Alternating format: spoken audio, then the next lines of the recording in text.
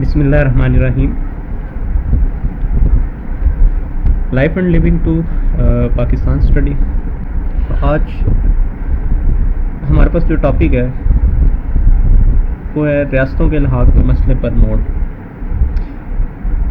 کہ کچھ ریاستیں کہ جو پاکستان اور ہندوستان یعنی برصغیر جب تقسیم ہوا تو اس وقت کچھ ریاستیں ایسی تھیں کہ جن کے الحاق کا اس وقت مسئلہ بنا تھا. آج اس والے سے ہم پڑھیں گے. ہمارا یہ جو ٹاپک ہے یہ کچھ لیکچرز کے اوپر ڈیوائیڈ ہوگا. ون بائی ون ہر ایک لیکچر میں ایک جو ہے وہ ریاست کے بارے میں پڑھیں گے. تو اب شروع کرتے ہیں کہ 3 جون 1947 کا ایک پلان بنا تھا, ایک منصوبہ بنا تھا کہ جس میں کہا گیا تھا کہ ہندوستان کو تقسیم کر دیا جائے گا. تو اس وقت اس منصوبے کے اندر جو برصغیر میں اس وقت کی ریاستیں تھیں وہ تقریباً 635 ریاستیں تھیں. ان سب کو اس وقت کہا گیا تھا کہ یہ اس منصوبے کے تحت 15 اگست 1947 یعنی جو ڈویژن کی 14 اگست 1947 کی جو تقسیم کی تاریخ تھی اس سے پہلے یہ اپنے آپ کو پاکستان یا ہندوستان کے ساتھ الحاق کر لیں, یا پھر یہ ہے کہ وہ خود مختاری کی حیثیت جو ہے وہ اپنی برقرار کر رکھیں. تو یہی اس وقت ہوا تھا کہ اور اس جتنی بھی وہ ریاستیں تھیں ان کے جو اندرونی معاملات میں وہ خود مختار تھیں, لیکن ان کا دفاع اور امور خارجہ یہ دونوں محکمے جو ہیں وہ برطانوی حکومت کے پاس تھے. اور 3 جون 1947 کے منصوبے میں ان ریاستوں کے مستقبل کے بارے میں اعلان کر دیا گیا تھا. ہندوستان کی شاہی ریاستیں اپنے مخصوص حالات اور جغرافیائی حیثیت کی روشنی میں کسی بھی ملک میں شامل ہو سکتی ہیں یا ان میں سے کسی سے بھی تعلقات کے اصولوں کا معاہدہ کر سکتی ہیں. یہ اس وقت اس 3 جون 1947 کے منصوبے میں یہ تحریر کیا گیا تھا.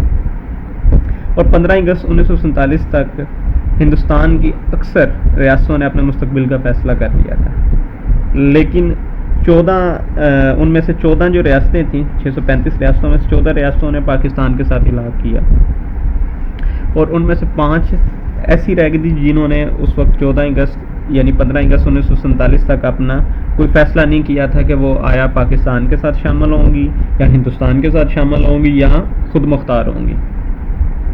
تو اس وقت ان میں یہ بھی ہوتا تھا کہ جو ریاستیں تھیں ان میں کچھ چیزیں بتائی گئی تھیں کہ یا تو وہ اپنا جغرافیہ دیکھیں کہ جغرافیہ کے لحاظ سے وہ آیا ہندوستان میں ہے یا پاکستان کے قریب ہے, یہ چیزیں کہا گئی تھی. پھر اس کے بعد آبادی کا مسئلہ تھا کہ آبادی کے لحاظ سے جو ہے وہ ریاست میں جو اکثریت ہوگی آیا مسلم اکثریت زیادہ ہے یا ہندو اکثریت زیادہ. تو یہ کچھ چیزیں بتائی گئی تھیں جن کے تحت جو ہے وہ الحاق جو ہے وہ مختلف ریاستوں نے اپنا الحاق کیا تھا.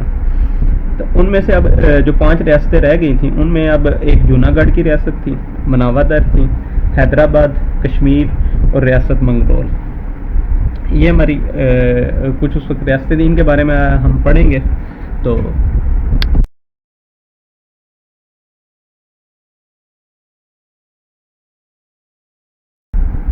آج پڑھتے ہیں ہم ریاست منگرول کے بارے میں. یہ منگرول ریاست بھی جو ہے یہ جوناگڑھ اور مناوادر جو ریاست ہے اس کے قریب ہی تھی. تو اس کا بھی وہی بمبئی اور کراچی کے درمیان جو کاٹھیا وار کا جو علاقہ تھا ساحل تھا وہاں پہ یہ بھی ریاست جو ہے وہ واقع تھی.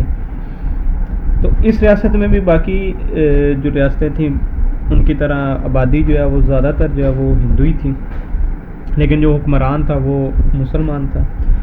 اور جیسے باقی مسلمان حکمرانوں کا دل تھا کہ ریاست کا جو الحاق ہے وہ پاکستان کے ساتھ ہی ہو, تو اس ریاست جو منگرول ہے اس کے بھی جو ہیڈ ہے اس کا بھی یہی دل تھا کہ یہ ریاست کا جو الحاق ہے وہ پاکستان کے ساتھ ہو.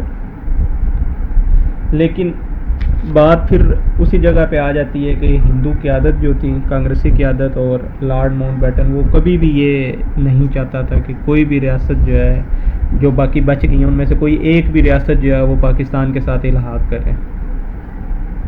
ہر جگہ ان کے پاس جواز بہت زیادہ تھے.